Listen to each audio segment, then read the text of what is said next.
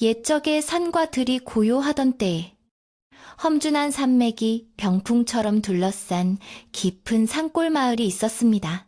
이곳은 겨울이 되면 허리춤까지 눈이 쌓여 바깥 세상과 왕래조차 쉽지 않은 외딴 곳이었는데 마을 사람들은 봄부터 가을까지 부지런히 농사를 짓고 나무를 해다 팔며 소박하게 살아가고 있었습니다.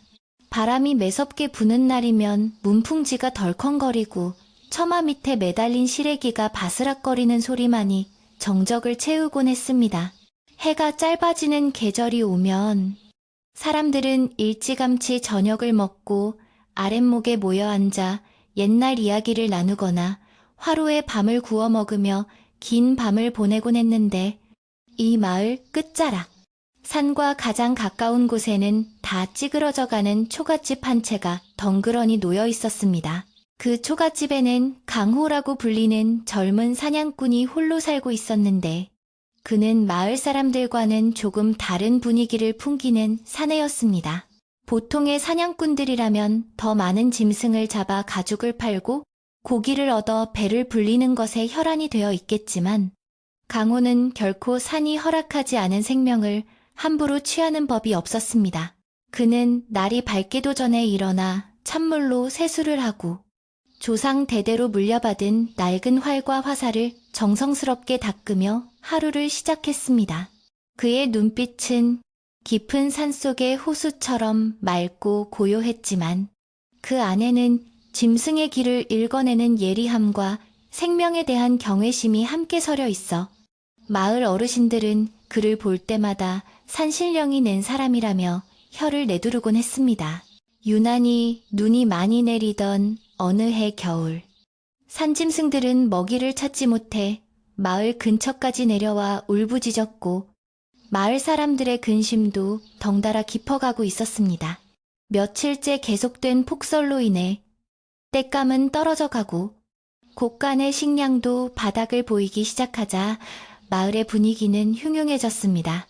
강호 역시 사정은 다르지 않아 며칠 동안 짐승 그림자조차 보지 못하고 허탕을 치는 날이 이어졌습니다.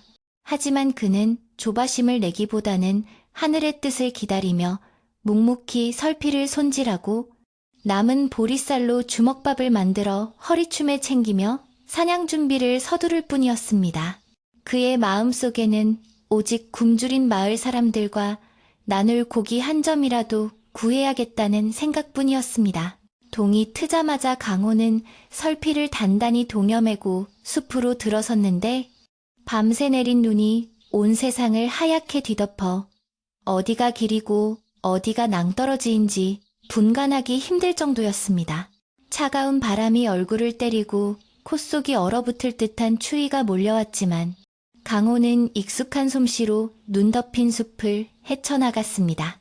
앙상한 나뭇가지들은 눈의 무게를 이기지 못해 축 늘어져 있었고 가끔 들리는 까마귀 소리만이 정막을 깰 뿐 숲은 죽은 듯이 고요했습니다.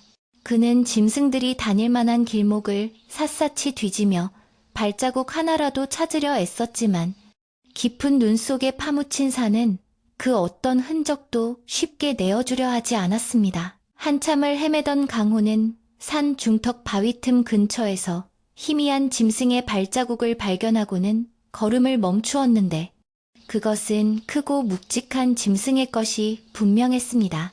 발자국은 불규칙하게 이어져 있었고 곳곳에 붉은 핏자국이 점점이 박혀 있어 짐승이 부상을 당했거나 지쳐 있음을 짐작하게 했습니다. 강호는 숨을 죽이고 발자국을 따라 조심스럽게 이동하기 시작했습니다. 사냥꾼의 본능이 되살아나 심장이 빠르게 뛰었지만 그는 흥분을 가라앉히고 최대한 소리를 내지 않으려 발을 딛는 곳마다 신중을 기했습니다. 눈 덮인 언덕을 넘어서자 덤불숲 사이에서 짐승의 거친 숨소리와 함께 나뭇가지가 부러지는 소리가 들려왔습니다.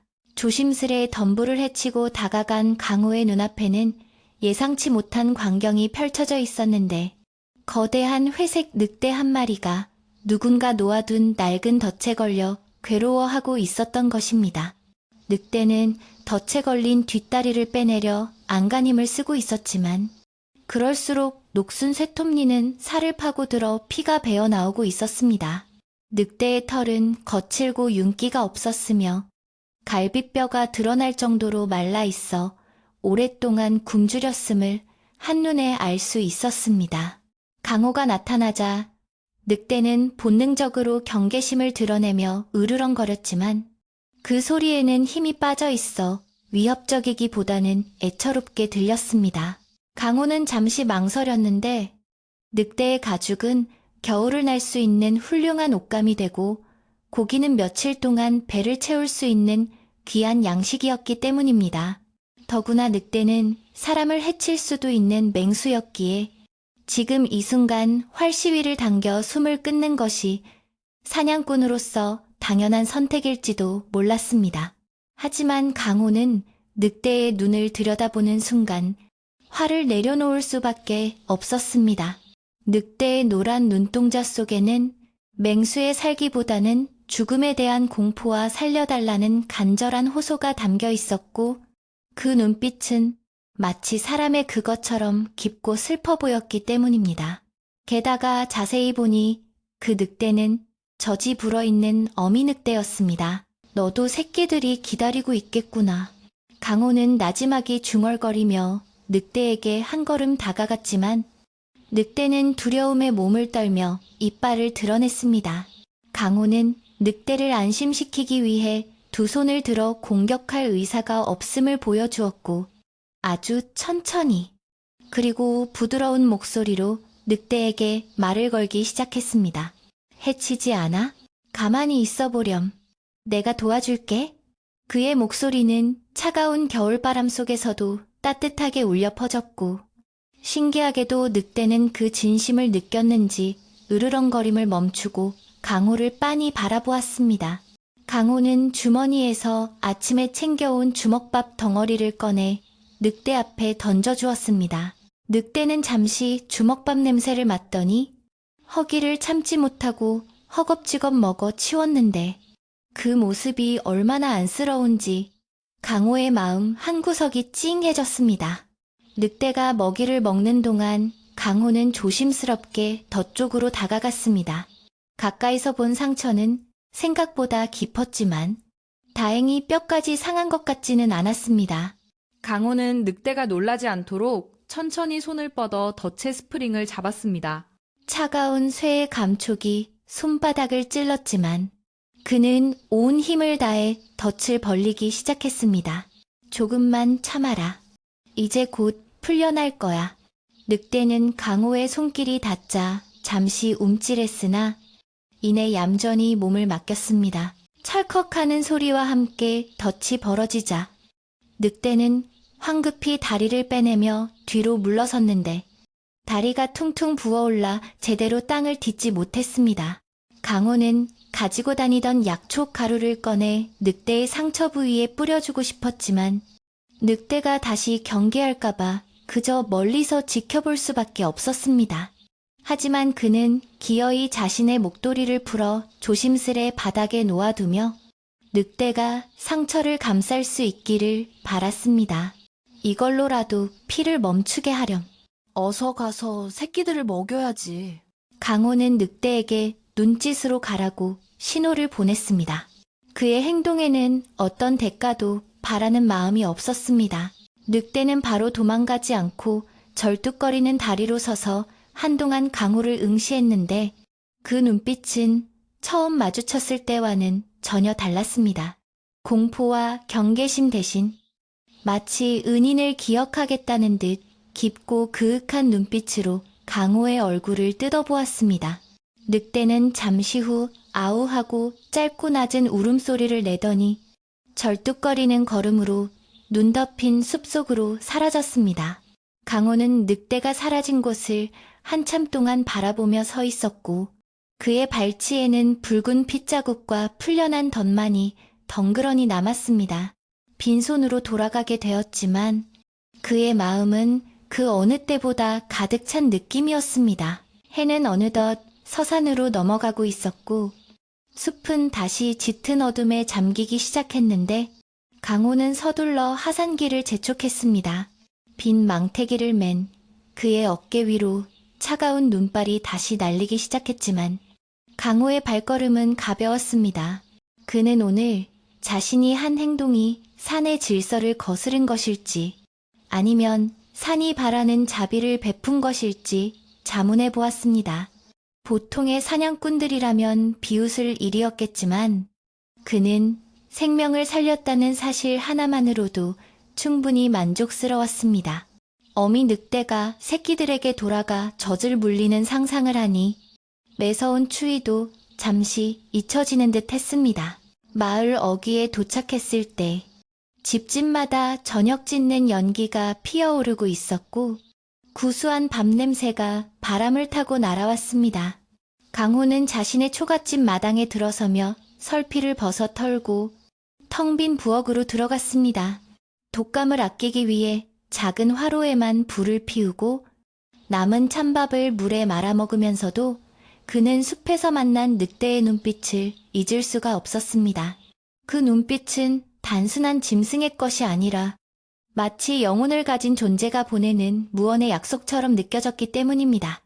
창호지 문 밖으로는 바람이 거세게 몰아치며 밤이 깊어가고 있음을 알렸습니다. 그날 밤 강호는 잠자리에 누워서도 쉽게 잠들지 못했는데 밖에서 들려오는 바람소리가 마치 늑대의 울음소리처럼 들렸기 때문입니다. 그는 문득 산속에 혼자 남겨진 늑대가 무사히 굴로 돌아갔을지 상처가 덧나지는 않았을지 걱정이 되었습니다. 하지만 그는 산이 모든 생명을 품어주듯 그 늑대 또한 강인한 생명력으로 이 겨울을 버텨낼 것이라 믿기로 했습니다. 강호는 이불을 머리끝까지 끌어올리며 눈을 감았고 그의 머리맡에는 낡은 활이 묵묵히 주인을 지키고 서 있었습니다. 다음 날 아침 마을 우물가에는 아낙네들이 모여 웅성거리고 있었는데 간밤에 산에서 이상한 소리가 들렸다는 이야기가 돌고 있었습니다. 어젯밤에 늑대 우는 소리 들었어. 평소랑은 다르게 아주 구슬프게 들리던데. 한 아낙네가 물동이를 내려놓으며 말하자 다른 아낙네가 맞장구를 쳤습니다. 그러게 말이야. 꼭 무슨 신호를 보내는 것 같기도 하고 등골이 오싹했어. 강호는 그들의 이야기를 들으며 묵묵히 물을 길었지만 속으로는 어제 만난 그 늑대가 아닐까 하는 생각에 가슴이 두근거렸습니다. 그는 아무 말 없이 집으로 돌아와 마당에 쌓인 눈을 쓸며 마음을 다잡았습니다.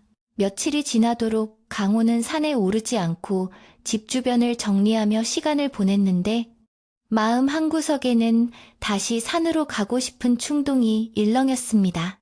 그날의 만남 이후로 산은 그에게 단순히 사냥터가 아니라 무언가 신비로운 인연이 얽혀있는 공간으로 다가왔기 때문입니다. 그는 창고에 있는 덫들을 모두 꺼내 손질하면서도 다시는 무의미한 살생을 하지 않으리라 다짐했습니다.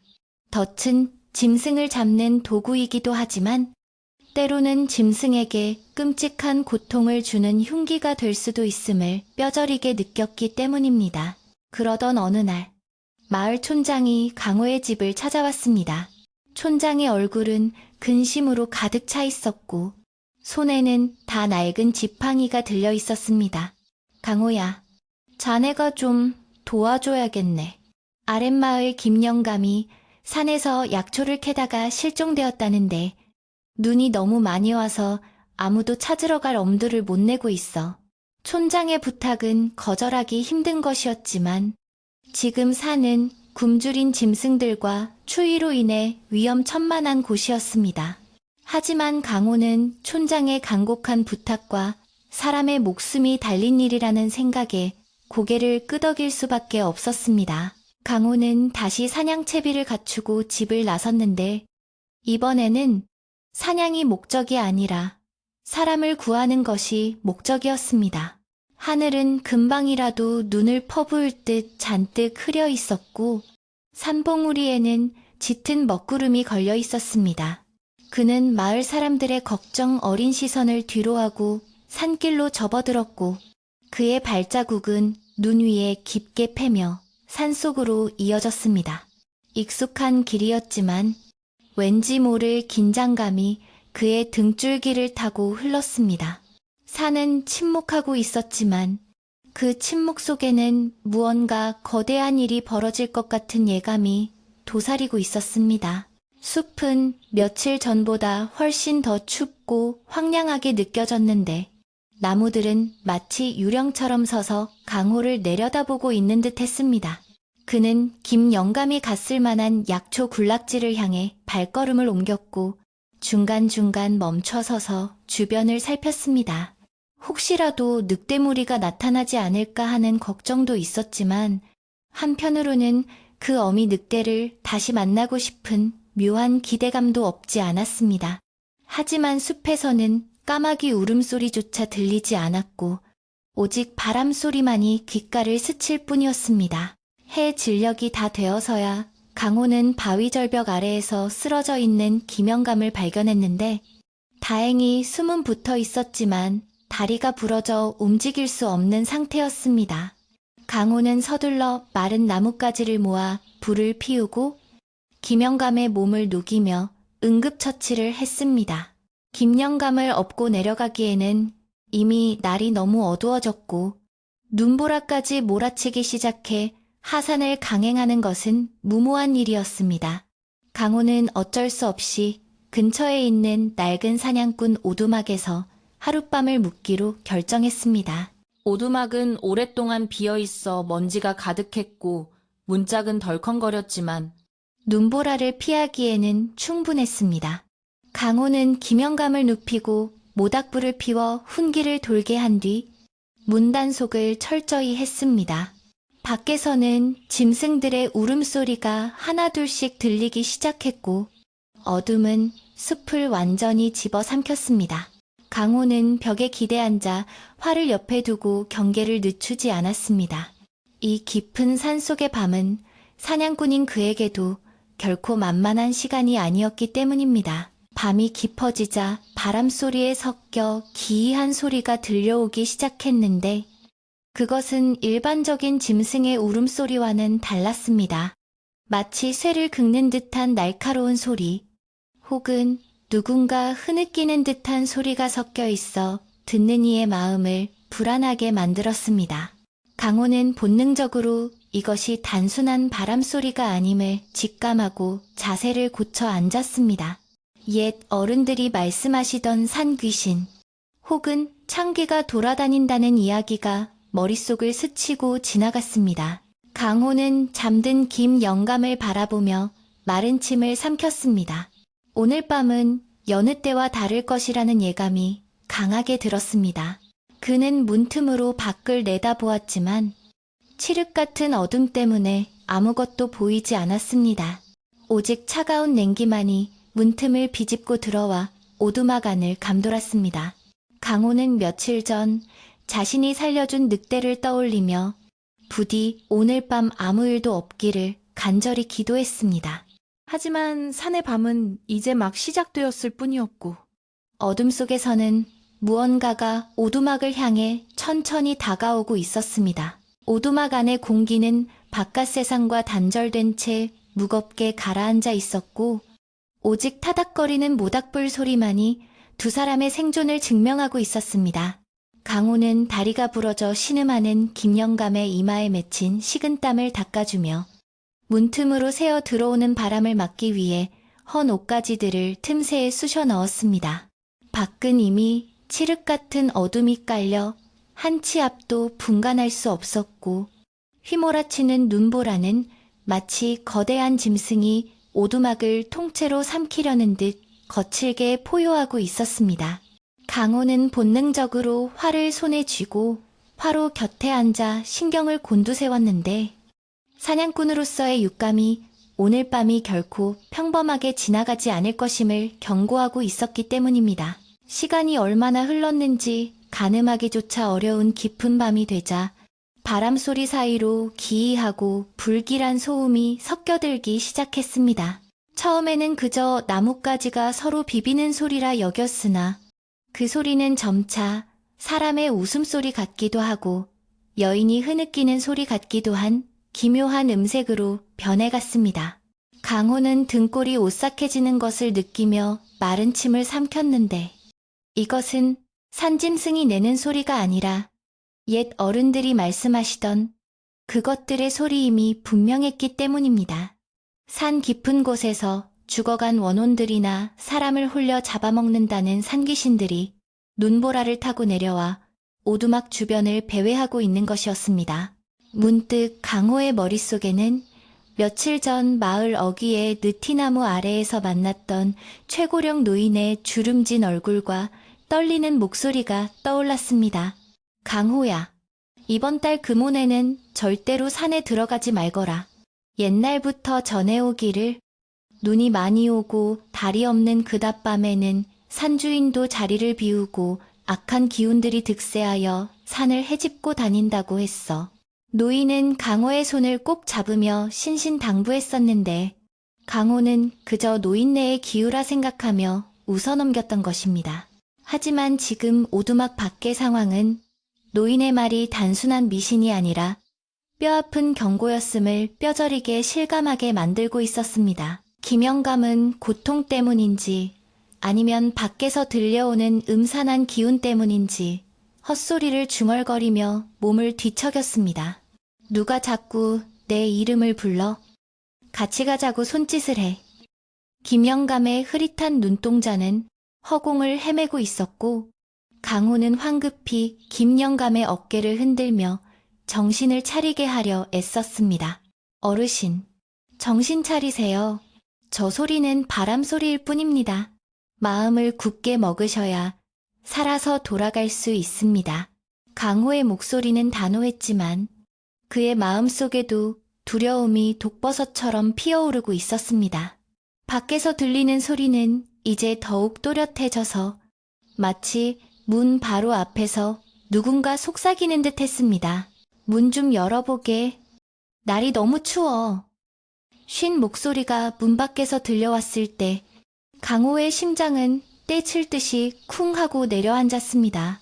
이 깊은 산속, 그것도 눈보라가 치는 한밤중에 사람이 찾아올 리 만무했기에 그것은 분명 사람이 아닌 존재의 장난질이었습니다.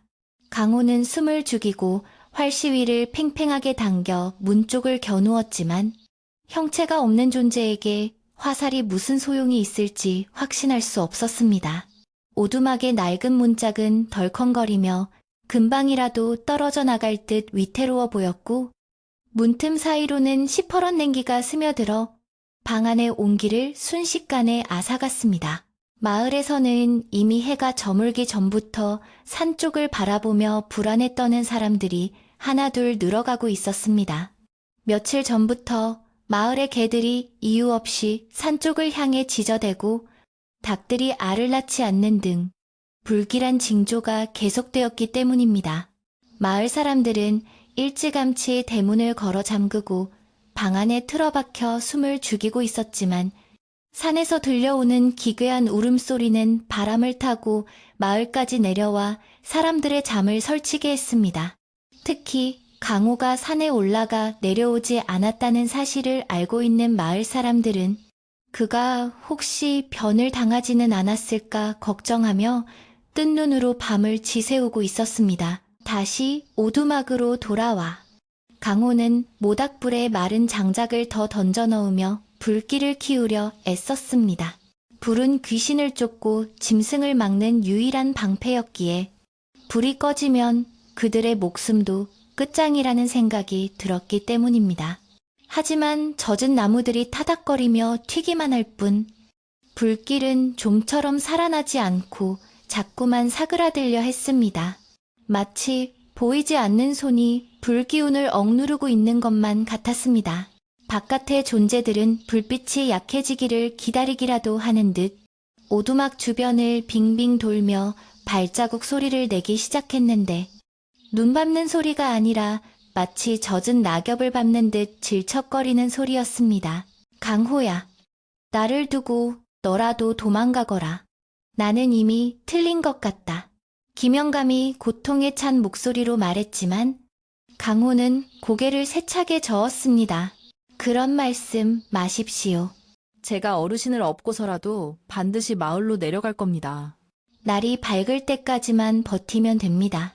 강호는 김영감의 손을 꼭 잡으며 용기를 불어넣으려 했지만 밖에서 들려오는 소리는 점점 더 거칠고 공격적으로 변해가고 있었습니다. 문을 긁어대는 날카로운 소리가 끼익 하고 울려 퍼지자 두 사람은 공포에 질려 서로를 바라보았습니다. 그것들은 이제 단순히 소리만 내는 것이 아니라 오두막의 틈새를 찾아 안으로 들어오려는 듯 했습니다. 흙벽에 갈라진 틈 사이로 희뿌연 연기 같은 것이 스며 들어오려 하자 강호는 급히 불에 달궈진 돌을 집어 그곳으로 던졌습니다. 치익하는 소리와 함께 연기는 물러갔지만 역한 노린내가 방 안을 진동했습니다. 그것은 짐승의 냄새와는 다른 오래된 무덤에서나 맡을 법한 쾌쾌하고 썩은 냄새였습니다. 강호는 코를 막으며 이 밤이 영원히 끝나지 않을 것 같은 절망감에 사로잡혔습니다. 강호는 어릴 적 할머니 무릎을 베고 듣던 옛날 이야기를 떠올리며 마음을 다잡으려 노력했습니다. 호랑이에게 물려가도 정신만 차리면 산다는 말이 있었지만 지금 상대는 호랑이보다 더 무서운 형체를 알 수 없는 악귀들이었습니다. 그는 화를 내려놓고 품속에서 작은 부싯돌을 꺼내 만지작거렸습니다. 만약 최악의 상황이 오면 오두막에 불을 질러서라도 그것들과 함께 타죽을 각오까지 하고 있었습니다.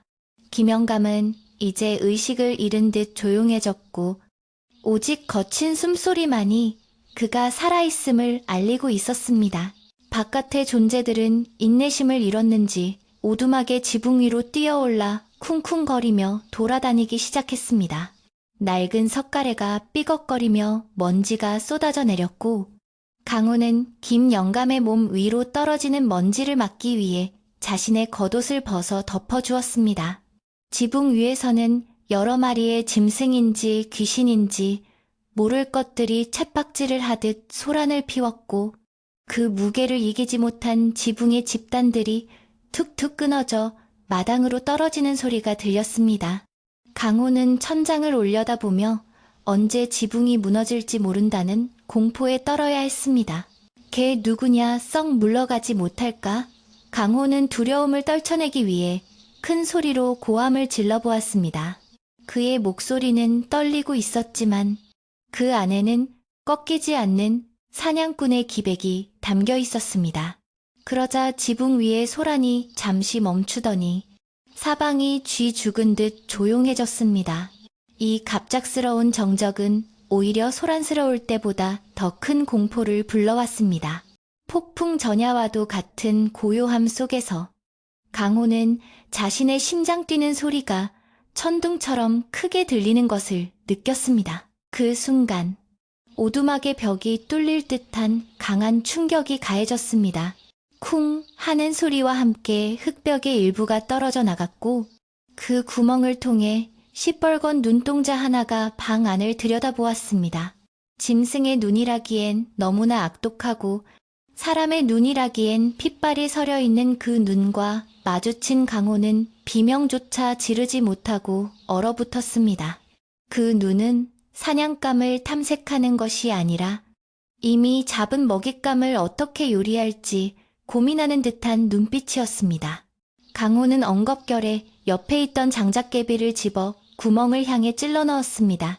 괴상한 비명소리와 함께 눈동자는 사라졌지만 그 비명은 숲 전체를 울릴 만큼 크고 날카로웠습니다. 그 소리에 자극을 받았는지 밖에서는 수많은 울음소리가 합창하듯 터져 나왔고 오두막은 사면초가의 위기에 처했습니다. 강호는 이제 활이나 칼 따위는 무용지물임을 깨달았습니다. 그들은 물리적인 힘으로 상대할 수 있는 존재가 아니었습니다. 그는 오직 버티는 것만이 살 길이라 믿으며 무너져가는 벽을 등으로 떠받치고 김영감을 지키려 안간힘을 썼습니다. 오두막 안의 온도는 점점 떨어져 입김이 하얗게 서릴 정도가 되었고 손발은 감각이 없어질 만큼 시려왔습니다. 강호는 추위와 공포, 그리고 밀려오는 졸음과 싸워야 했습니다. 이런 상황에서 잠이 든다는 것은 곧 죽음을 의미했기에 그는 허벅지를 꼬집어가며 정신을 차리려 애썼습니다. 안 돼. 여기서 무너지면 안 돼. 마을 사람들이 기다리고 있어. 그는 스스로에게 최면을 걸듯 중얼거리며 희미해져가는 의식의 끈을 붙잡았습니다. 한편 마을의 촌장은 마을 회관에 모인 장정들에게 횃불을 준비하라고 지시하고 있었습니다. 날이 밝는 대로 당장 산으로 올라간다. 강호와 김영감을 찾아야 해. 촌장의 얼굴은 비장했고 장정들도 굳은 표정으로 고개를 끄덕였습니다. 비록 밤에는 산에 오를 수 없지만 아침이 되자마자 그들을 구하러 가겠다는 마을 사람들의 의지는 뜨거웠습니다.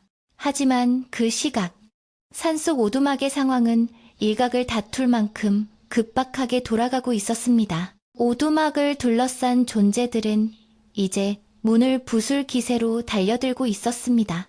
덜컹거리는 문짝의 경첩이 하나둘씩 떨어져 나가고 문틈 사이로 털이 숭숭 난 검은 손들이 쑥쑥 들어왔다 나가기를 반복했습니다. 강호는 불이 붙은 장작을 휘두르며 그 손들을 쫓아냈지만 그들의 수는 점점 늘어만 갔습니다. 모닥불은 거의 꺼져가고 있었고 남은 장작도 바닥을 보이고 있었습니다. 마지막 희망이었던 불빛마저 사라진다면 그야말로 끝장이라는 생각에 강호의 눈에는 절망의 눈물이 고였습니다. 그때였습니다. 김영감이 갑자기 눈을 번쩍 뜨더니 허공을 향해 손가락질을 하며 소리쳤습니다. 저기 창문 밖에 누군가 있어? 강호가 놀라 창문 쪽을 바라보니 찢어진 창호지 구멍 사이로 수많은 그림자가 일렁이고 있었습니다. 그것들은 하나가 아니라 수백의 군집을 이루고 있었고 오두막을 완전히 포위한 채 조여오고 있었습니다. 악령들은 이제 장난을 멈추고 본격적으로 사냥을 시작하려는 듯 기괴한 주문 같은 소리를 웅얼거리며 오두막을 압박해왔습니다. 강호는 더 이상 물러설 곳이 없음을 직감했습니다. 그는 김영감을 벽 쪽 가장 안전한 곳으로 밀어넣고 자신의 몸으로 그 앞을 막아섰습니다. 손에 쥔 사냥칼의 자루가 땀으로 미끄러웠지만 그는 칼을 고쳐주며 최후의 저항을 준비했습니다. 오너라. 이 악기들아, 내 목숨은 내줄지언정 이 어르신은 건드리지 못한다.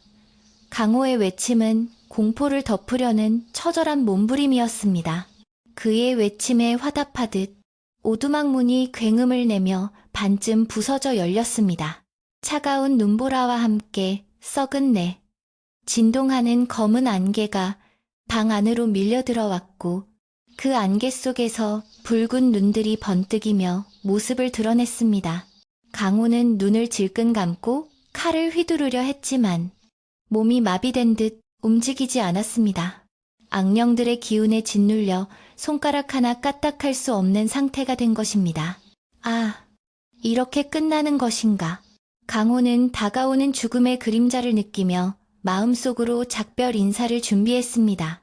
마을에 두고 온 정든 집과 이웃들의 얼굴이 주마등처럼 스쳐 지나갔습니다. 절체절명의 순간, 밖에서 또 다른 소리가 들려오기 시작했습니다.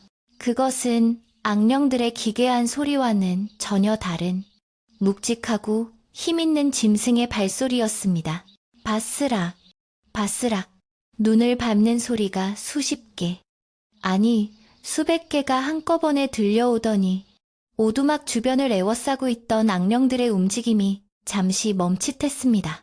강호는 감았던 눈을 뜨고 부서진 문 밖을 내다보았습니다. 어둠 속에서 무언가 거대한 기운이 몰려오고 있음을 느낄 수 있었습니다. 바람의 방향이 바뀌고 숲의 공기가 달라졌습니다. 악취가 사라지고 야생의 비릿하면서도 생명력 넘치는 냄새가 코끝을 스쳤습니다. 악령들이 당황하며 웅성거리는 사이 어둠을 뚫고 노란 불빛들이 하나둘씩 켜지기 시작했습니다. 그것은 횃불도 도깨비불도 아니었습니다. 어둠 속에서 빛나는 수많은 노란 눈동자들. 바로 늑대들의 눈빛이었습니다. 산의 진짜 주인들이 나타난 것입니다. 강호는 그 눈빛들을 보며 숨을 멈췄습니다. 악령들보다 더 무서운 맹수의 무리가 나타난 것인지 아니면 다른 무언가인지 판단이 서지 않았기 때문입니다. 하지만 그 수많은 눈동자 중 가장 앞쪽에 서 있는 유난히 크고 깊은 눈빛을 가진 늑대와 눈이 마주친 순간 강호의 가슴속 깊은 곳에서 뜨거운 무언가가 울컥하고 솟구쳤습니다. 그것은 며칠 전 자신이 살려준 그 어미 늑대의 눈빛과 너무나도 닮아 있었기 때문입니다. 팽팽한 긴장감 속에서 늑대 무리와 악령, 그리고 오두막의 두 사람은 숨막히는 대치를 시작했습니다. 부서진 문틈 사이로 밀려들던 차가운 눈보라와 함께 오두막을 둘러싼 어둠은 더욱 짙고 무거워져 숨쉬기조차 힘든 지경이 되었습니다. 강호는 덜덜 떨리는 손으로 사냥칼을 움켜쥐고 있었지만 눈앞에 펼쳐진 광경은 인간의 힘으로 감당할 수 있는 범주를 넘어선 것이었습니다. 썩은 내를 풍기는 악령들의 검은 안개 너머로 수백 개의 노란 불빛들이 도깨비불처럼 일렁이며 오두막을 향해 조여오고 있었기 때문입니다. 그것은 산 사람의 온기를 찾아 헤매는 굶주린 늑대떼의 눈빛이었고 그 수는 마치 밤하늘의 별을 쏟아놓은 듯 헤아릴 수 없이 많았습니다. 강호는 앞문에는 악령이, 뒷산에는 늑대떼가 포진한 진퇴양난의 상황에 절망하며 입술을 깨물었습니다. 산신령님, 어찌하여 저에게 이런 가혹한 시련을 주시나이까. 그의 탄식은 거센 바람 소리에 묻혀 허공으로 흩어졌습니다. 악령들은 갑작스러운 늑대떼의 등장에 당황했는지 오두막으로 침투하려던 움직임을 멈추고 뒤를 돌아보며 쉽쉽거리는 소리를 내뱉었습니다. 그들의 형체는 연기처럼 흐릿했지만 그 안에서 뿜어져 나오는 원한과 살기는 숲의 나무들조차 말라 죽게 할 만큼 독했습니다. 반면 어둠 속에서 서서히 모습을 드러내는 늑대들은 살아있는 생명의 뜨거운 기운을 내뿜고 있었습니다. 그들의 거친 숨소리에서는 비릿한 피냄새와 흙냄새가 섞여 났는데 그것은 죽은 자들의 냉기와 부딪히며 기이한 긴장감을 만들어냈습니다. 오두막 안의 강호는 마치 거대한 두 개의 파도 사이에 끼인 돛담배처럼 위태로운 처지였습니다. 가장 선두에 선 거대한 늑대가 천천히 오두막을 향해 발걸음을 옮기자 뒤따르던 무리들도 일제히 그 뒤를 따랐습니다. 늑대들의 발자국 소리는 눈 위에 찍히는 소리치고는 묵직하고 규칙적이어서 마치 잘 훈련된 군대의 행진처럼 들렸습니다. 강호는 그들의 움직임 하나하나를 놓치지 않으려 눈을 부릅떴는데 문득 선두에 선 늑대의 걸음걸이가 어딘가 불편해 보인다는 것을 알아챘습니다. 왼쪽 뒷다리를 살짝 절뚝이는 그 모습은 며칠 전 자신이 덫에서 구해준 바로 그 어미 늑대였습니다. 강호의 심장이 쿵 하고 내려앉았습니다. 설마 나를 기억하고 온 것인가? 아니면 그저 굶주림을 채우기 위해 동료들을 이끌고 온 것인가? 강호의 마음속에서는 희망과 공포가 동시에 소용돌이쳤습니다. 짐승은 은혜를 안다는 옛말이 있지만 굶주린 맹수의 본능 앞에서는 그 어떤 도덕도 무의미할 수 있음을 사냥꾼인 그는 너무나 잘 알고 있었기 때문입니다. 늑대들은 악령들을 무시한 채 오직 오두막을 향해서만 다가오는 듯했고 그들의 눈빛은 오두막 안에 두 사람을 꿰뚫어 보는 듯했습니다. 강호는 김영감의 차가운 손을 잡고 마지막 유언이라도 남기고 싶었지만 공포에 질려 굳어버린 혀는 좀처럼 움직이지 않았습니다. 그는 그저 다가오는 운명을 받아들이겠다는 듯 스르르 눈을 감고 칼자루를 고쳐 쥐었습니다. 그때 악령 중 하나가 늑대들의 접근을 참지 못하고 기괴한 비명을 지르며 늑대 무리를 향해 덤벼들었습니다. 검은 안개 같은 손톱이 늑대의 목을 노리고 날아들었지만 늑대들은 조금도 물러서지 않았습니다. 오히려 선두에 있던 늑대가 날렵하게 몸을 비틀어 공격을 피하고는 벼락 같은 속도로 악령의 형체를 물어뜯었습니다.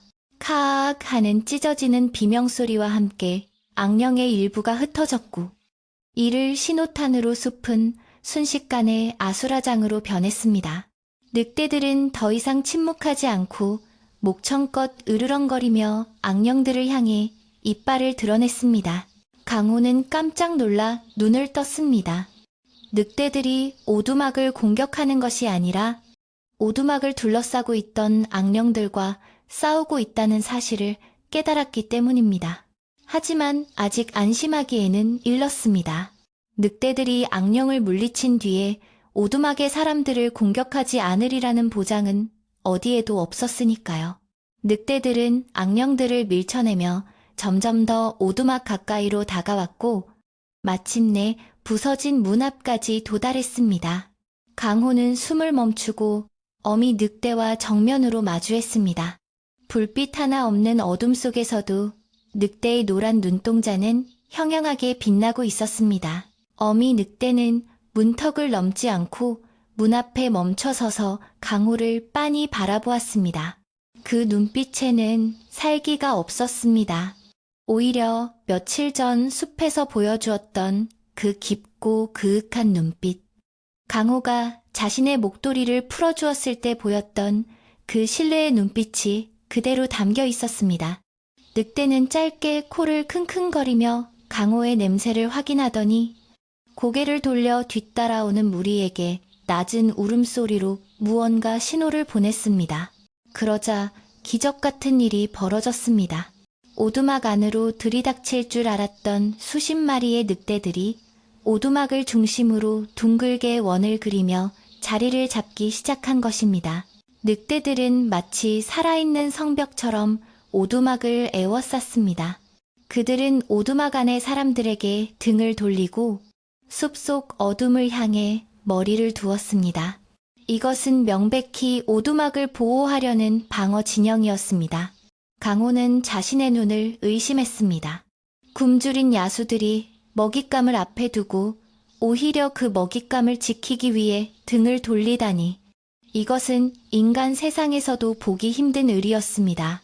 늑대들의 털은 곤두서 있었고 입에서는 하얀 김이 뿜어져 나왔습니다. 그들은 자신들의 온기로 오두막 주변의 냉기를 몰아내고 있었습니다. 악령들은 먹잇감을 빼앗긴 분노와 늑대들이 뿜어내는 강한 생명력에 대한 두려움으로 더욱 거세게 날뛰었습니다. 숲의 나무들이 미친 듯이 흔들리고 땅 밑에서부터 울려오는 듯한 음산한 곡소리가 고막을 찢을 듯 울려 퍼졌습니다. 이놈들! 감히 산주인의 허락도 없이 형체를 알 수 없는 목소리가 바람에 실려 들려왔지만 늑대들은 꿈쩍도 하지 않았습니다. 우두머리인 어미 늑대가 크르릉하고 낮게 으르렁거리는 소리를 내자 모든 늑대들이 일제히 자세를 낮추고 공격 태세를 갖추었습니다. 그 모습은 마치 훈련된 호위 무사들처럼 든든하고 위엄이 있었습니다. 강호는 비로소 긴장의 끈을 놓고 주저앉았습니다. 손에 쥐고 있던 칼이 바닥으로 떨어지며 쨍그랑 소리를 냈습니다. 나를? 우리를 지켜주는구나. 그의 눈에서 뜨거운 눈물이 주르륵 흘러내렸습니다. 자신이 베푼 작은 주먹밥 하나, 낡은 목도리 한 장이 이렇게 거대한 생명의 울타리가 되어 돌아올 줄은 꿈에도 몰랐던 것입니다. 그는 부서진 문틈으로 손을 뻗어 문 앞에 버티고 선 어미 늑대의 거친 털을 조심스럽게 쓰다듬고 싶은 충동을 느꼈습니다. 하지만 지금은 그들의 싸움을 방해해서는 안 된다는 생각에 그저 마음으로 고마움을 전할 뿐이었습니다. 하지만 상황은 여전히 위태로웠습니다. 악령들의 수는 늑대들보다 훨씬 많아 보였고 그들은 끈질기게 오두막의 틈을 노리고 있었습니다. 검은 안개는 늑대들 사이의 빈틈을 파고들어 오두막 벽을 긁어대거나 지붕 위로 날아올라 기와를 들썩거리게 했습니다. 그때마다 늑대들은 공중으로 솟구쳐 올라 악령의 그림자를 물어뜯거나 꼬리로 쳐내며 오두막을 사수했습니다. 늑대들의 입가에는 피가 맺히고 털이 뜯겨나가는 상처를 입기도 했지만 단 한 마리도 물러서거나 도망치지 않았습니다. 시간이 지날수록 싸움은 치열해졌고 오두막 주변은 늑대의 울음소리와 악령의 비명소리로 아비규환이 되었습니다.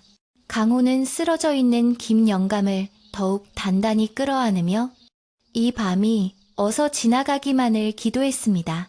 그는 문득 자신도 무언가를 해야겠다는 생각이 들었습니다. 늑대들이 저렇게 목숨을 걸고 싸우는데 안에서 숨만 쉬고 있을 수는 없었습니다. 강호는 다시 칼을 집어들고 악령들이 뚫고 들어오려는 벽의 틈새를 지키며 섰습니다. 그래, 나도 함께 싸우겠다. 우리는 이제 한편이다. 어둠 속에서 늑대들의 눈빛은 더욱 강렬해졌습니다. 그들은 단순히 싸우는 것이 아니라 서로의 눈빛을 교환하며 조직적으로 움직였습니다. 한쪽이 공격을 받으면 다른 쪽이 즉시 돕고 지친 늑대가 있으면 뒤에 있던 늑대가 자리를 메꿔주었습니다. 강호는 짐승들의 세계에도 이토록 끈끈한 유대와 질서가 있다는 사실에 경외감을 느꼈습니다. 인간들이 서로를 속이고 배신하는 동안 이 산속의 짐승들은 오직 생존과 의리라는 본능에 충실하며 살아가고 있었던 것입니다. 갑자기 숲 전체를 뒤흔드는 거대한 굉음과 함께 땅이 울리기 시작했습니다. 악령들의 우두머리로 보이는 거대한 검은 그림자가 나무 위에서 내려와 오두막 지붕을 덮친 것입니다. 쿵쿵 하는 소리와 함께 석가래가 부러지고 먼지가 쏟아져 내렸습니다. 강호는 김영감 위로 몸을 던져 파편을 막아냈지만 지붕의 큰 구멍을 통해 들어온 냉기는 살을 애는 듯 했습니다. 검은 그림자는 긴 팔을 뻗어 강호의 목덜미를 채가려 했고 강호는 눈앞이 캄캄해지는 공포를 느꼈습니다. 그 절체절명의 순간 어미 늑대가 오두막 지붕 위로 뛰어 올랐습니다. 그녀는 자신의 몸보다 몇 배나 큰 검은 그림자를 향해 주저없이 몸을 날렸습니다. 늑대의 날카로운 이빨이 그림자의 목덜미를 정확하게 물었고 두 존재는 엉켜서 마당으로 굴러 떨어졌습니다.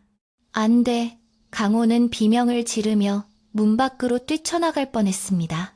어미 늑대가 다치기라도 하면 그는 평생 자신을 용서할 수 없을 것 같았습니다. 마당에서는 처절한 사투가 벌어지고 있었습니다.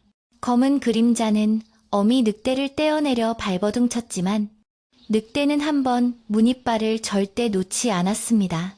다른 늑대들도 일제히 달려들어 그림자를 공격하기 시작했습니다. 수십 마리의 늑대들이 한 덩어리가 되어 악령을 물어뜯자 그 거대했던 검은 형체도 서서히 힘을 잃고 흩어지기 시작했습니다. 이것은 단순한 육체적인 싸움이 아니었습니다.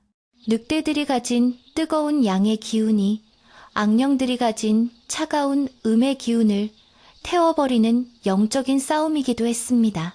하지만 악령들의 저항도 만만치 않았습니다. 숲 곳곳에서 또 다른 그림자들이 몰려와 늑대들을 에워쌌고 늑대들은 점점 수세에 몰리는 듯 했습니다. 강호는 오두막 안에서 화살통을 뒤져 남은 화살들을 찾았습니다. 몇 개 남지 않았지만 지금은 하나라도 아쉬운 상황이었습니다. 그는 부서진 문틈으로 활을 겨누고 늑대들을 공격하려는 악령의 그림자를 향해 시위를 당겼습니다. 피잉 소리와 함께 날아간 화살은 악령의 형체를 관통했고 늑대 하나가 위기를 모면했습니다. 강호와 늑대들은 이제 서로의 등을 지켜주는 전우가 되었습니다. 밤은 가장 깊은 곳을 지나고 있었고 추위는 극에 달했습니다.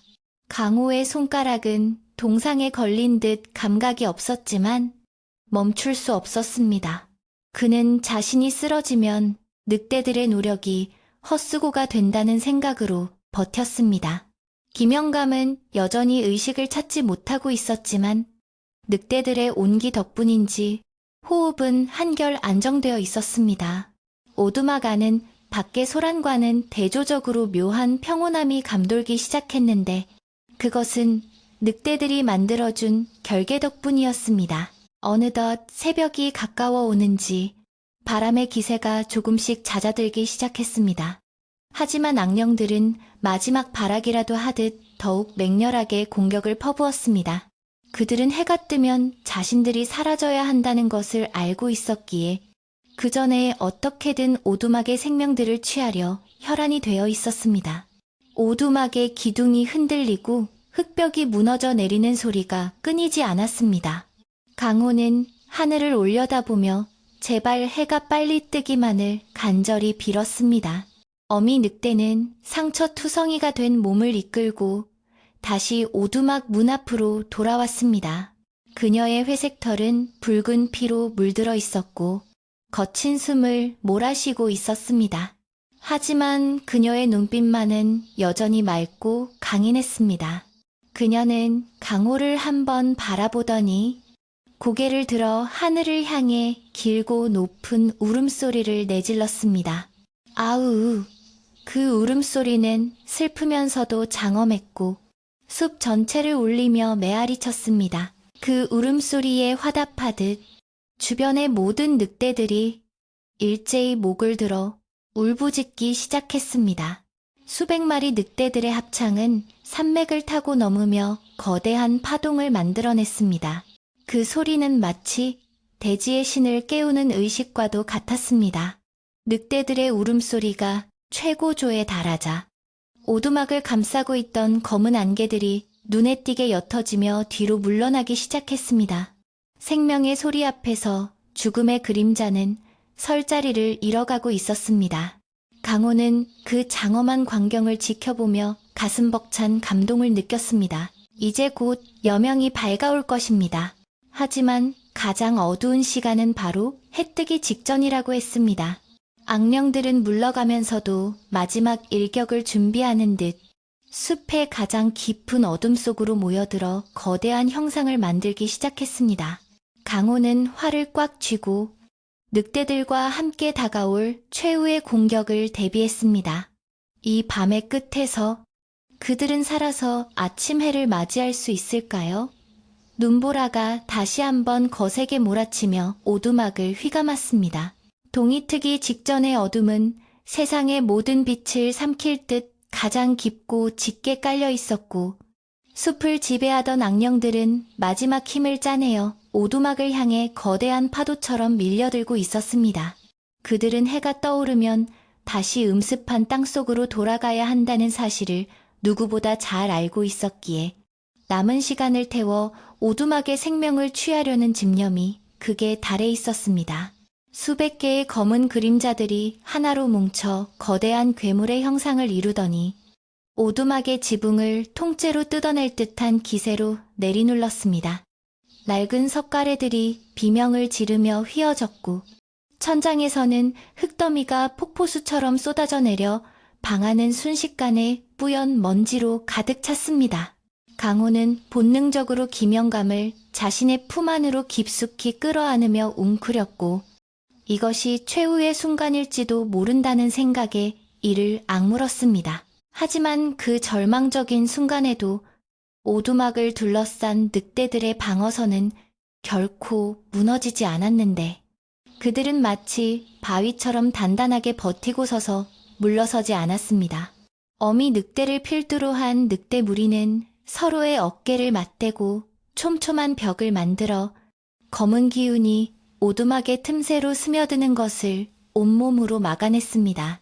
그들의 털은 곤두서서 쇠처럼 단단해 보였고 입에서 뿜어져 나오는 하얀 입김은 맹렬한 투지를 보여주듯 허공으로 흩어졌습니다.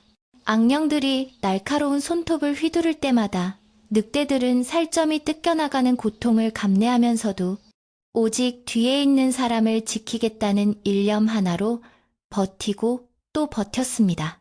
그 모습은 단순한 짐승의 본능을 넘어선 어떤 숭고한 약속을 지키려는 전사들의 비장함마저 느끼게 했습니다. 강호 역시 가만히 앉아서 죽음을 기다릴 수만은 없었기에 남아있는 모든 힘을 짜내어 최후의 저항을 시도했습니다.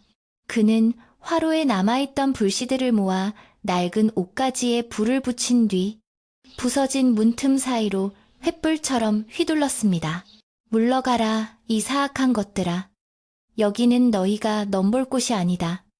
그의 외침은 공포에 떨리는 목소리가 아니라 산 사람의 강인한 생명력을 담은 사자후였습니다. 불꽃이 일렁이자 어둠 속의 그림자들은 잠시 주춤하며 뒤로 물러섰고 그 틈을 타 늑대들은 더욱 거세게 짖으며 악령들을 압박했습니다. 불과 짐승, 그리고 사람의 의지가 하나가 되어 거대한 어둠에 맞서는 순간이었습니다. 그때 멀리 산 아래 마을에서 새벽을 알리는 닭의 울음소리가 희미하게 들려왔는데 그 소리는 폭풍우 치는 바다의 등대 불빛처럼 선명하게 숲을 가로질러 왔습니다. 꽃기호하고 길게 이어지는 첫 닭의 울음소리가 울려 퍼지자 기세등등하던 악령들의 움직임이 거짓말처럼 뚝 멈추었습니다. 옛 어른들의 말씀대로 밤을 지배하던 어둠의 존재들에게 닭 울음소리는 곧 소멸을 의미하는 저승사자의 명부와도 같은 것이었습니다. 숲을 가득 채우던 썩은 냄새가 옅어지기 시작했고 오두막을 짓누르던 무거운 압박감도 서서히 풀려가는 것이 느껴졌습니다. 강호는 그 소리를 듣는 순간 살았다는 안도감에 다리가 풀려 주저앉고 말았습니다. 동쪽 하늘이 푸르스름하게 밝아오면서 산봉우리 너머로 여명의 빛이 스며들기 시작하자 검은 그림자들은 비명을 지르며 뿔뿔이 흩어졌습니다. 그들은 마치 햇빛에 녹아내리는 눈처럼 형체를 잃고 땅속으로, 바위 틈으로, 나무 그늘 밑으로 황급히 숨어들었습니다. 밤새 숲을 뒤흔들던 기괴한 소음들이 사라지고 대신 아침 새들의 지저귀는 소리가 하나둘씩 들려오기 시작했습니다. 오두막 주변을 감싸고 있던 죽음의 냉기는 물러가고 차갑지만 상쾌한 새벽 공기가 그 자리를 채웠습니다. 강호는 부서진 문을 활짝 열고 밖으로 나와 떨리는 가슴을 진정시키며 깊게 숨을 들이마셨습니다. 폐부 깊숙이 들어오는 맑은 공기가 그가 살아있음을 실감하게 했습니다. 오두막 앞마당은 밤새 벌어진 처절한 전투의 흔적으로 엉망이 되어 있었는데 눈 위에는 늑대들의 핏자국과 악령들이 남긴 검은 그을음이 어지럽게 섞여 있었습니다. 강호는 천천히 마당으로 걸어나가 자신을 지켜준 늑대들을 바라보았습니다. 수십 마리의 늑대들은 지친 기색이 역력했지만 승리의 기쁨보다는 차분한 침묵을 지키며 자리에 앉아 있었습니다. 그들의 털은 헝클어지고 곳곳에 상처가 나 있었지만 그 눈빛만은 여전히 맑고 위엄이 넘쳤습니다. 강호는 그들 앞에 무릎을 꿇고 앉아 말로는 다 할 수 없는 감사의 마음을 담아 고개를 숙였습니다. 무리 한가운데서 어미 늑대가 절뚝거리는 걸음으로 강호에게 다가왔는데 그녀의 목덜미에는 간밤의 격전을 증명하듯 깊은 상처가 나 있었습니다. 강호는 조심스럽게 손을 뻗어 그녀의 거친 털을 쓰다듬었고 늑대는 피하지 않고 가만히 그의 손길을 받아들였습니다. 강호의 눈에서 뜨거운 눈물이 흘러내려 늑대의 털을 적셨습니다. 고맙다. 정말 고맙다. 너희가 아니었다면 우리는 이 아침을 맞이하지 못했을 것이다. 강호의 목소리는 떨리고 있었지만 진심이 가득 담겨 있었습니다. 늑대는 강호의 손등을 거친 혀로 한번 핥아주고는 짧게 코를 비비며 작별의 인사를 건넸습니다. 해가 완전히 떠오르자 늑대들은 약속이라도 한 듯 일제히 몸을 일으켜 숲을 향해 돌아섰습니다. 어미 늑대가 선두에 서서 숲으로 향하자 나머지 늑대들도 질서정연하게 그 뒤를 따랐습니다. 그들은 뒤를 돌아보지 않고 묵묵히 자신들의 영역으로 돌아갔는데 마치 해야 할 일을 다 마친 영웅들이 칭송을 바라지 않고 떠나는 뒷모습 같았습니다. 강호는 늑대들의 꼬리가 숲의 나무들 사이로 완전히 사라질 때까지 그 자리에 서서 움직이지 않았습니다. 늑대들이 남기고 간 수많은 발자국만이 지난밤의 기적을 증명하고 있었습니다. 늑대들이 떠나고 얼마 지나지 않아 산 아래쪽에서 웅성거리는 소리와 함께 사람들의 다급한 외침이 들려왔습니다. 강호야, 김영감, 어디 있는가? 촌장과 마을 장정들이 횃불과 낫을 들고 헐떡거리며 산을 올라오고 있었습니다. 그들은 밤새 뜬 눈으로 걱정하다가 날이 밝자마자 구조대를 꾸려 올라온 것이었습니다. 오두막의 처참한 몰골과 마당의 낭자한 핏자국을 본 마을 사람들은 경악을 금치 못하며 입을 다물지 못했습니다. 세상에, 이게 무슨 난리란 말인가? 곰이라도 만난 게야 촌장이 사색이 된 얼굴로 강호에게 달려왔습니다. 강호는 달려온 마을 사람들을 보며 비로소 긴장이 풀려 털썩 주저앉았는데 안도감과 함께 극심한 피로가 몰려왔습니다. 저희는 무사합니다. 김 영감님도 안에 살아 계십니다. 강호의 말에 마을 사람들은 환호성을 지르며 오두막 안으로 뛰어들어갔습니다. 사람들은 김 영감을 업고 나오며 그의 상태를 살폈고 다행히 생명에는 지장이 없다는 것을 확인하고는 안도의 한숨을 내쉬었습니다. 장정들은 가져온 들것에 김 영감을 눕히고 강호에게도 따뜻한 물과 겉옷을 건네주며 그의 등을 두드려 주었습니다. 촌장은 마당에 찍힌 수많은 짐승의 발자국을 보며 고개를 갸웃거렸습니다. 이건 늑대 발자국이 아닌가? 그것도 한두 마리가 아닌데 도대체 밤새 무슨 일이 있었던 게냐? 촌장의 물음에 마을 사람들의 시선이 모두 강호에게 쏠렸습니다. 보통 늑대떼를 만났다면 살아남기 힘들었을 텐데 두 사람이 멀쩡히 살아있다는 것이 믿기지 않았기 때문입니다. 강호는 잠시 숲 쪽을 바라보다가 담담하게 미소를 지으며 대답했습니다. 산신령님께서 짐승들을 보내 저희를 지켜주신 모양입니다. 산이 우리를 살렸습니다. 그는 구구절절 설명하는 대신 그 신비로운 경험을 가슴속에 묻어두기로 했습니다. 마을 사람들은 강호의 말을 신령스러운 일로 받아들이며 경외감 어린 눈빛으로 주변을 둘러보았습니다. 강호 자네가 평소에 산을 아끼고 생명을 귀하게 여기니 산도 자네를 도운 게지. 촌장은 고개를 끄덕이며 강호의 어깨를 감싸 안았습니다. 장정들은 서둘러 김영감을 들것에 실어 하산할 준비를 했고 강호는 마지막으로 오두막을 한번 뒤돌아보았습니다. 반쯤 무너진 오두막은 처참했지만 그곳은 강호에게 있어 생명의 소중함과 은혜의 무게를 깨닫게 해준 성지와도 같은 곳이 되었습니다. 하산하는 길은 올라올 때보다 훨씬 수월하고 따뜻했는데 아침 햇살이 눈 덮인 산길을 환하게 비추고 있었기 때문입니다. 마을 사람들은 서로를 부축하며 조심스레 발걸음을 옮겼고 강호는 그들의 대열에 섞여 묵묵히 걸었습니다. 밤새 겪었던 공포는 어느새 무용담이 되어 사람들의 입에 오르내리기 시작했습니다. 저 수많은 발자국 좀 보게. 정말 늑대들이 밤새 지켜준 걸까?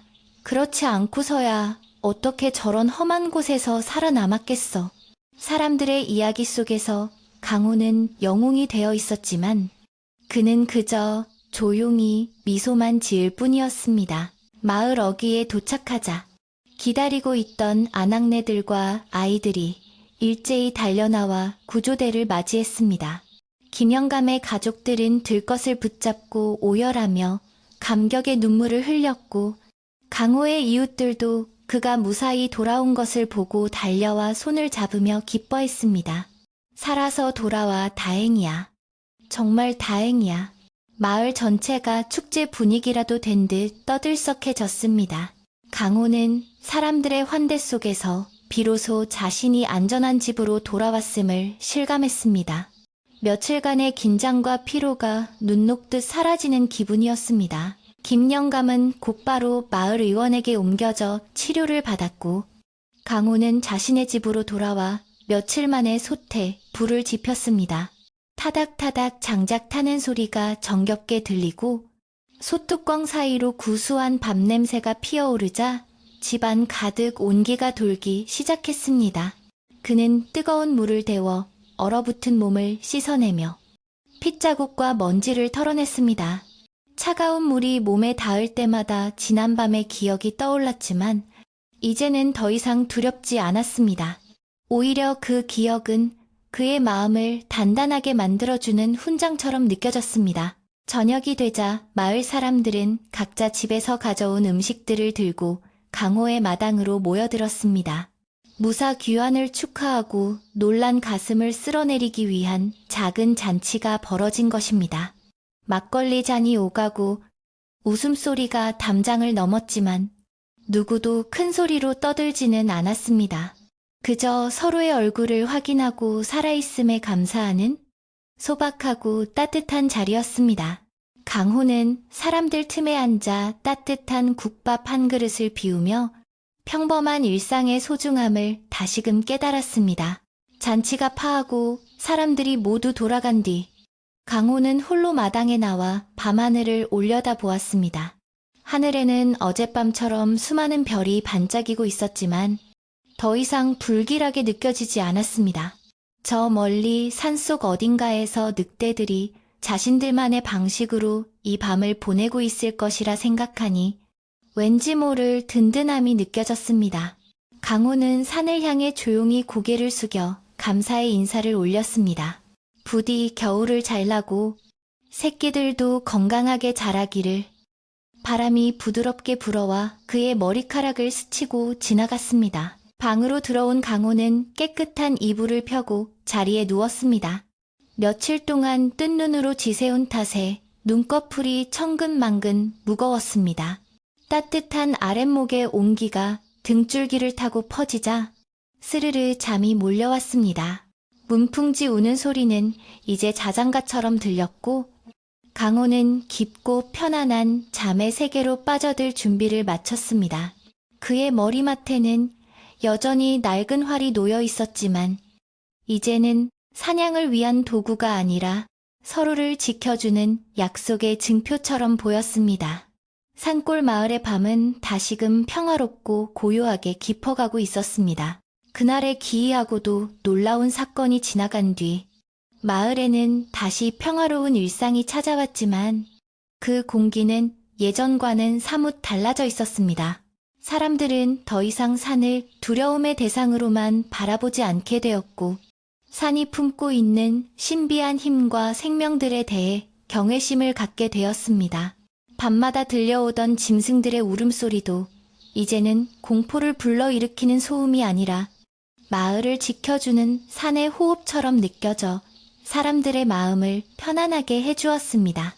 마을 어귀의 정자나무 아래에는 삼삼오오 모여 앉은 노인들이 강호와 늑대들에 대한 이야기를 나누며 긴 겨울의 무료함을 달래곤 했는데 이야기는 입에서 입으로 전해지며 살이 붓고 다듬어져 어느새 마을의 새로운 전설이 되어가고 있었습니다.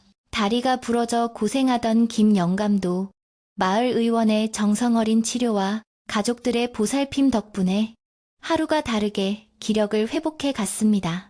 그는 몸을 추스르자마자 지팡이를 짚고 마을 사랑방을 찾아다니며 그날 밤 겪었던 일을 생생하게 증언했습니다. 내 두 눈으로 똑똑히 보았지. 집채만한 늑대들이 우리를 둘러싸고 악귀들을 물어뜯는 모습을 말이야. 그 눈빛이 어찌나 맑고 깊던지 마치 우리 조상님들이 환생해서 내려온 것 같았다니까. 김 영감의 침 튀기는 무용담에 마을 사람들은 넋을 잃고 귀를 기울였고 강호를 바라보는 시선에는 존경과 고마움이 가득 담기게 되었습니다. 강호는 갑작스러운 사람들의 관심이 쑥스러워 며칠 동안 집 밖 출입을 자제하며 조용히 지냈습니다. 그는 무너진 담벼락을 고치고 겨우내 공장작을 패며 마음을 가라앉히려 애썼지만 마음 한구석에는 여전히 그날 밤의 기억이 강렬하게 남아있었습니다. 늑대의 거친 털의 감촉, 어둠 속에서 빛나던 노란 눈동자, 그리고 자신을 향해 보내던 신뢰의 눈빛은 그가 평생 잊지 못할 뜨거운 경험이었습니다. 강호는 장작을 패다가도 문득 산 쪽을 바라보며 혹시 그 녀석들이 잘 지내고 있는지, 상처는 잘 아물었는지 안부를 묻곤 했습니다. 눈이 다시 한번 펑펑 쏟아져 온 세상이 하얗게 덮인 어느 날, 강호는 지게에 고기와 곡식을 가득 싣고 다시 산으로 향했습니다. 사냥을 하러 가는 것이 아니라 자신을 구해준 늑대들에게 보답하기 위한 작은 정성을 전하러 가는 길이었습니다. 눈 덮인 산길은 미끄럽고 험했지만 강호의 발걸음은 그 어느 때보다 가벼웠고 마음은 설렘으로 가득 차 있었습니다. 숲은 고요했고 나뭇가지마다 피어난 눈꽃들이 햇살을 받아 보석처럼 반짝이고 있었습니다. 그는 익숙한 길을 따라 그날 밤의 격전지였던 오두막으로 향했습니다.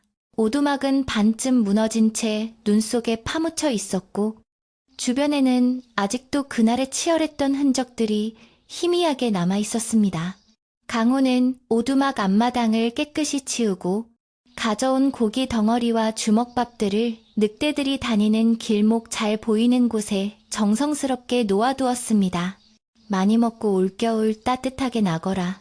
그리고 부디 다치지 말고 건강하게 지내렴. 그는 허공에 대고 나지막이 속삭이며 늑대들이 자신의 마음을 알아주기를 바랐습니다. 비록 늑대들의 모습은 보이지 않았지만 강호는 숲 어딘가에서 그들이 자신을 지켜보고 있음을 느낄 수 있었습니다. 강호가 산을 내려올 때 등 뒤에서 아우 하는 짧은 울음소리가 들려왔습니다. 그것은 위협하는 소리가 아니라 잘 가라는 작별 인사 혹은 고맙다는 답례처럼 들렸습니다. 강호는 걸음을 멈추고 뒤를 돌아보며 손을 흔들어 주었습니다. 숲은 다시 침묵 속으로 잠겨들었지만 그 침묵은 차갑지 않고 따뜻했습니다.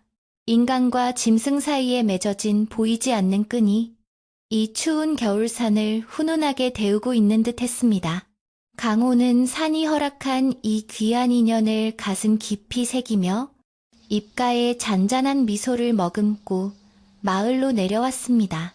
동지가 지나고 겨울이 깊어지면서 마을에는 본격적인 추위가 닥쳐왔지만 사람들의 마음은 그 어느 때보다 훈훈했습니다. 집집마다 굴뚝에서는 연기가 피어오르고 아낙네들은 팥죽을 쑤어 이웃들과 나누어 먹으며 애군을 쫓고 복을 빌었습니다. 강호의 집에도 이웃들이 찾아와 김장김치와 떡을 건네주며 따뜻한 정을 나누었습니다. 강호, 총각, 이거 먹고 힘내게. 자네 덕분에 우리 마을이 무사한 거야. 투박하지만 진심 어린 이웃들의 말 한마디가 강호에게는 천금보다 귀한 위로가 되었습니다. 어느 날 저녁, 마을 촌장이 강호의 집을 찾아와 귀한 산삼 한 뿌리를 내밀었습니다. 이건 마을 사람들이 십시일반으로 모아 마련한 걸세. 자네가 아니었으면 김영감도 우리 마을에 평화도 없었을 거야. 부디 사양하지 말고 받게나. 강호는 손사래를 치며 거절했지만 촌장의 강권에 못 이겨 감사히 받았습니다. 그는 그 산삼을 다려 몸이 허약한 동네 어르신들과 김영감에게 나누어 주었습니다.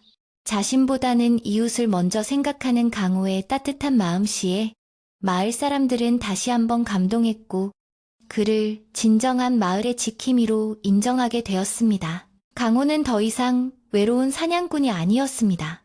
마을의 아이들은 그를 보면 늑대 형님이라 부르며 졸졸 따라다녔고 강호는 아이들에게 나무 깎는 법이나 짐승의 발자국 구별하는 법을 가르쳐주며 즐거운 시간을 보냈습니다. 그의 좁은 마당은 아이들의 웃음소리로 가득 찼고 적막했던 초가집에는 사람 사는 온기가 돌기 시작했습니다. 강호는 아이들의 초롱초롱한 눈망울을 보며 자신이 지켜낸 것이 단순히 목숨만이 아니라 이 아이들이 살아갈 미래와 희망이었음을 깨닫게 되었습니다. 겨울바람이 창호지 문을 세차게 흔드는 깊은 밤. 강호는 따뜻한 아랫목에 누워 천장을 바라보았습니다. 방 안에는 화로 위에서 군밤이 익어가는 고소한 냄새와 은은한 소량기가 감돌고 있었습니다. 밖에서는 눈보라가 몰아치고 있었지만 이불 속은 더없이 포근하고 안락했습니다. 강호는 문득 지난밤 꿈속에서 보았던 어미 늑대의 모습을 떠올렸습니다. 꿈속의 늑대는 상처가 다 아문 건강한 모습으로 새끼들과 함께 눈밭을 뛰어놀고 있었습니다.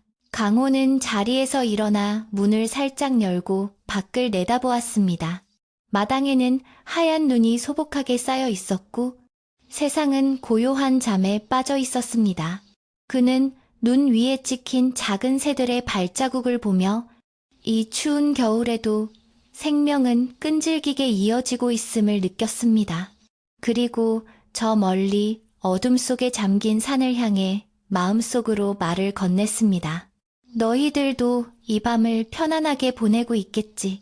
우리가 서로를 기억하는 한 우리는 결코 혼자가 아니다. 다음 날 아침 강호는 일찍 일어나 집 앞 눈을 쓸고 맑은 물을 길어 밥을 지었습니다. 뽀얀 김이 서린 갓 지은 밥에 구수한 된장국을 곁들인 소박한 아침상은 세상 어떤 진수성찬보다 맛있었습니다. 밥을 먹은 후에는 창고에 들어가 겨우 냈을 사냥 도구들을 손질했습니다. 이제 그는 무의미한 살생을 위한 사냥은 하지 않기로 결심했습니다. 꼭 필요한 만큼만, 산이 허락하는 만큼만 취하고 나머지는 숲의 몫으로 남겨두는 것. 그것이 그가 늑대들에게 배운 공존의 지혜였습니다. 마을 사람들도 변했습니다. 예전에는 산에 가서 닥치는 대로 나무를 캐고 나무를 베었지만 이제는 산주인들이 보고 있다며 필요한 만큼만 거두고 작은 나무는 건드리지 않았습니다. 덫을 놓을 때도 새끼를 벤 짐승이나 너무 어린 짐승은 잡히지 않도록 주의를 기울였습니다. 사람과 자연이 서로를 존중하고 배려하는 마음이 싹트기 시작한 것입니다. 덕분에 마을 주변 숲은 더욱 울창해졌고 짐승들도 마을 사람들을 크게 경계하지 않게 되었습니다. 세월이 흘러 강호도 나이가 들고 흰머리가 희끗희끗해졌지만 그날의 이야기는 여전히 마을의 전설로 남아 전해졌습니다. 강호는 마을에 존경받는 어른이 되어 젊은이들에게 자연과 더불어 사는 법을 가르쳤습니다. 그는 항상 자연에게 베풀면 자연은 반드시 그보다 더 큰 것으로 보답한다는 말을 강조했습니다. 그리고 눈이 많이 오는 날이면 어김없이 산 입구에 나가 늑대들을 위한 먹이를 놓아두는 일을 거르지 않았습니다. 어느 맑은 겨울날, 강호는 지팡이를 짚고 산책을 나갔다가 숲 가장자리에서 늙은 늑대 한 마리와 마주쳤습니다. 털 색깔은 바랬고 걸음걸이는 느려졌지만 그 깊고 그윽한 눈빛만은 변함이 없었습니다. 강호는 단번에 그 늑대가 옛날 자신을 구해준 그 어미 늑대임을 알아보았습니다. 둘은 서로를 향해 짖거나 말하지 않고 그저 가만히 서로의 눈을 바라보며 오랜 세월 쌓인 그리움과 회포를 풀었습니다. 그것은 말로 하지 않아도 통하는 영혼의 대화였습니다. 늑대는 잠시 후 조용히 몸을 돌려 숲으로 사라졌고 강호는 그 뒷모습을 보며 눈시울을 붉혔습니다. 잘 가라, 내 친구여. 우리 다음 생에 다시 만나자꾸나. 그것이 그들의 마지막 만남이었습니다. 하지만 강호는 슬퍼하지 않았습니다. 그들은 서로 다른 모습으로 태어났지만 마음만은 누구보다 깊게 연결되어 있었기 때문입니다. 강호는 가벼운 발걸음으로 집으로 돌아왔습니다. 그날 밤 강호는 여느 때보다 일찍 잠자리에 들었습니다. 방 안은 따뜻했고 창밖에는 한방눈이 내리는 소리가 사락사락 들려왔습니다. 그는 평생을 산과 함께하며 배웠던 수많은 교훈과 추억들을 되새기며 미소를 지었습니다. 그의 곁에는 낡은 활 대신 손자들에게 읽어줄 옛날 이야기 책이 놓여 있었습니다. 이제 그는 사냥꾼이 아닌 이야기꾼으로서 자신이 겪었던 기적 같은 이야기를 다음 세대에 전해줄 것입니다. 밤이 깊어가고 마을의 불빛들도 하나둘 꺼져갔습니다. 하지만 강호의 집 굴뚝에서는 여전히 얇은 연기가 피어올라 밤하늘로 흩어졌습니다. 그것은 마치 마을 전체를 감싸 안는 포근한 이불처럼 보였습니다. 산속의 늑대들도 마을의 사람들도 그리고 강호도 모두 깊고 편안한 잠에 빠져들었습니다. 세상의 모든 걱정과 근심은 눈 속에 파묻히고 오직 평화와 안식만이 가득한 밤이었습니다. 옛날 어느 산골 마을에 늑대와 친구가 된 사냥꾼이 살았다는 이 이야기는 바람을 타고 오늘날까지 전해져 내려오고 있습니다. 착한 마음씨는 언젠가 반드시 돌아온다는 믿음과 함께 말이지요. 눈 내리는 밤이면 귀를 기울여 보세요. 혹시 압니까? 강호와 늑대들이 나누던 따뜻한 정담이 바람결에 들려올지 말입니다. 이제 긴 이야기가 끝났으니 여러분도 강호처럼 따뜻한 이불 속에서 편안한 꿈을 꾸시길 바랍니다. 밤새 내린 눈이 세상의 모든 모난 것들을 덮어주듯 오늘 밤 여러분의 마음에도 포근한 평화가 깃들기를 소망합니다. 깊은 산골 마을의 맑은 바람 소리를 자장가 삼아 부디 안녕히 주무세요. 강호가 세상을 떠나고 강산이 몇 번이나 푸르게 변했다가 다시 하얗게 덮이기를 반복한 아주 오랜 세월이 흘렀습니다.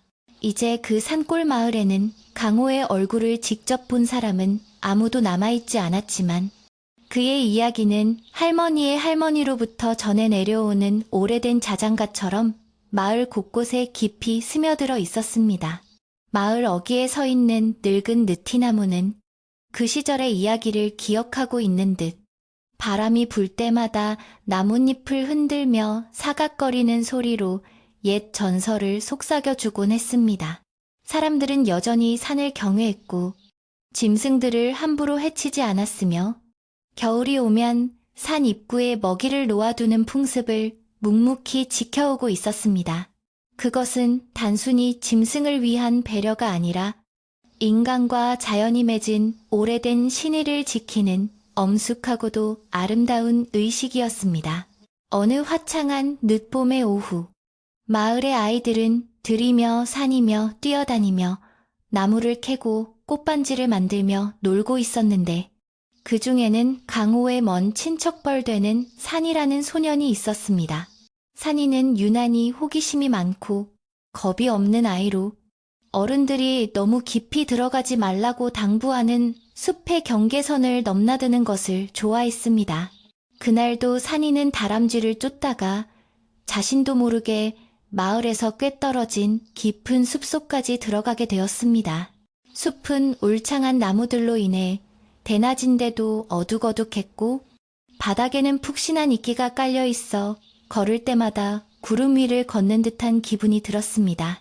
산이는 두려움보다는 신비로움에 이끌려 점점 더 깊은 곳으로 발걸음을 옮겼습니다. 한참을 걷던 산이는 숲속 한가운데서 기이하게 탁 트인 공간을 발견했는데 그곳에는 다 무너져 내려 형체만 남은 낡은 오두막의 터가 자리 잡고 있었습니다. 기둥은 썩어 쓰러졌고 지붕은 온데간데 없었지만 그 터를 감싸고 피어난 야생화들이 마치 누군가가 정성스레 가꾼 정원처럼 아름답게 피어 있었습니다. 산이는 본능적으로 이곳이 어른들이 이야기해주던 그 전설 속의 장소, 바로 강호 할아버지가 늑대들과 함께 악귀를 물리쳤던 그 오두막임을 직감했습니다. 아이는 조심스럽게 다가가 이끼 낀 주춧돌 위에 앉아보았습니다. 돌에서는 차가운 기운 대신 따스한 온기가 느껴지는 듯했고 바람 소리조차 이곳에서는 숨을 죽인 듯 고요했습니다. 산이가 오두막터 주변을 둘러보고 있을 때 숲의 나무들 사이로 부스럭거리는 소리가 들려왔습니다. 산이는 깜짝 놀라 숨을 죽이고 소리가 나는 쪽을 응시했는데 덤불을 헤치고 나타난 것은 거대한 회색 늑대 한 마리였습니다. 늑대의 덩치는 송아지만큼 컸고 털은 은빛으로 빛나고 있었으며 그 위험 있는 자태는 숲의 제왕이라 불리기에 손색이 없었습니다. 보통의 아이였다면 비명을 지르며 도망쳤겠지만 산이는 이상하게도 두려움을 느끼지 않았습니다. 늑대의 눈빛이 너무나도 차분하고 깊었기 때문입니다. 그 눈동자는 아주 오래전 강호가 마주했던 그 어미 늑대의 눈빛을 쏙 빼닮아 있었습니다. 늑대는 산이를 공격하려 하지 않고 그저 일정한 거리를 둔 채 가만히 서서 아이를 바라보았습니다. 마치 오랜 친구의 후손을 알아보는 듯 혹은 약속된 손님이 찾아오기를 기다렸다는 듯한 태도였습니다. 산이도 홀린 듯 자리에서 일어나 늑대를 마주보았습니다. 둘 사이에는 아무런 말도 오가지 않았지만 숲의 공기가 두 존재를 부드럽게 감싸 안으며 보이지 않는 대화를 이어주는 것 같았습니다. 산이는 주머니에 있던 말린 고구마를 꺼내 조심스럽게 땅바닥에 놓았습니다. 그것은 강호가 주먹밥을 나누어 주었던 그 옛날의 행동을 무의식 중에 따라한 것이었습니다. 늑대는 천천히 다가와 고구마 냄새를 맡더니 먹지는 않고 산이를 향해 킁하고 콧바람을 내뿜었습니다. 그리고는 고개를 돌려 숲의 안쪽, 인간의 발길이 닿지 않는 더 깊은 곳을 향해 느릿하게 걸음을 옮겼습니다. 몇 걸음 가던 늑대는 잠시 멈춰서서 뒤를 돌아보았는데 마치 잘 왔다 간다. 꼬마야, 길 잃지 말고 조심히 돌아가라고 말하는 듯 했습니다. 산이는 늑대가 시야에서 완전히 사라질 때까지 그 자리에 서서 손을 흔들어 주었습니다. 숲에서는 다시 새들의 지저귀는 소리가 들려왔고 나뭇잎 사이로 쏟아지는 햇살이 산이의 머리를 쓰다듬어 주었습니다. 마을로 돌아오는 길에 산이는 자신이 겪은 일을 아무에게도 말하지 않기로 결심했습니다. 이것은 자신과 숲, 그리고 옛 전설 속의 늑대만이 아는 비밀스러운 추억으로 남겨두고 싶었기 때문입니다. 대신 산이는 그날 이후로 더욱 자연을 사랑하고 숲을 아끼는 아이로 자라났습니다. 친구들이 짓궂게 개구리를 잡거나 나무를 꺾으려 하면 앞장서서 말렸고 어른들이 산에 대해 이야기할 때면 그 누구보다 초롱초롱한 눈으로 귀를 기울였습니다.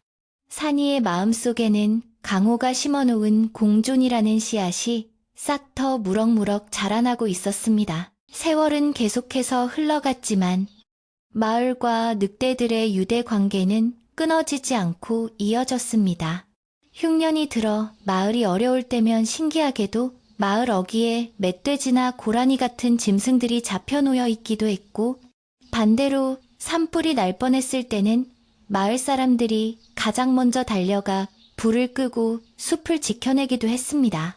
서로가 서로를 돕는다는 명확한 증거는 없었지만 사람들은 이것이 우연이 아님을 알고 있었습니다. 그것은 아주 오래전 눈 내리는 밤, 오두막에서 맺어진 피보다 진한 약속이 여전히 유효함을 보여주는 징표였습니다.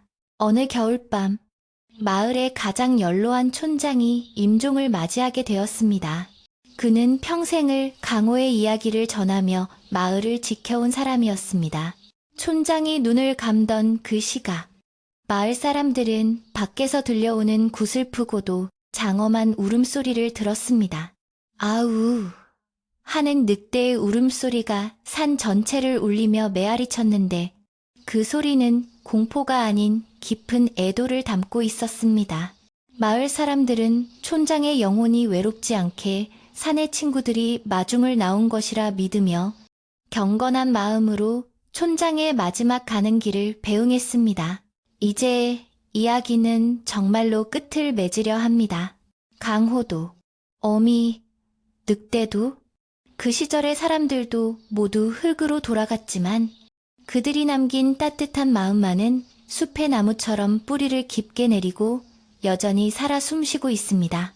우리가 사는 세상이 때로는 차갑고 삭막하게 느껴질지라도 어딘가에는 분명 순수한 신의와 따뜻한 배려가 남아있음을 기억해 주십시오. 강호가 늑대에게 건넨 주먹밥 하나가 기적을 만들었듯 여러분이 무심코 베푼 작은 친절이 언젠가 거대한 숲이 되어 여러분을 지켜줄지도 모릅니다. 밤하늘에는 별들이 총총히 박혀 있고 달빛은 눈 쌓인 지붕 위를 부드럽게 비추고 있습니다. 저 멀리 산에서는 늑대들이 새끼들을 품에 안고 잠을 청하고 있을 것이고 마을의 아이들도 따뜻한 이불 속에서 꿈나라 여행을 떠났을 것입니다. 바람 소리마저 숨을 죽인 이 평화로운 밤. 여러분의 마음속에도 강호의 오두막처럼 따뜻한 불씨가 피어오르기를 바랍니다. 그 불씨가 여러분의 꿈을 밝히고 지친 몸과 마음을 포근하게 감싸 안아줄 것입니다. 자, 이제 정말로 눈을 감고 깊은 잠에 들 시간입니다. 숲의 정령들이 여러분의 머리맡을 지켜줄 것이며 내일 아침에는 더욱 맑고 상쾌한 햇살이 여러분을 깨워줄 것입니다. 걱정은 모두 내려놓고 그저 편안하게, 아주 편안하게 숨을 쉬어보세요. 들이마시는 숨에 평온함이 들어오고 내쉬는 숨에 고단함이 빠져나갑니다. 세상의 모든 생명이 평화롭게 잠든 이 시간. 여러분도 그 고요한 흐름에 몸을 맡기십시오. 안녕히 주무세요. 아주 깊은 잠으로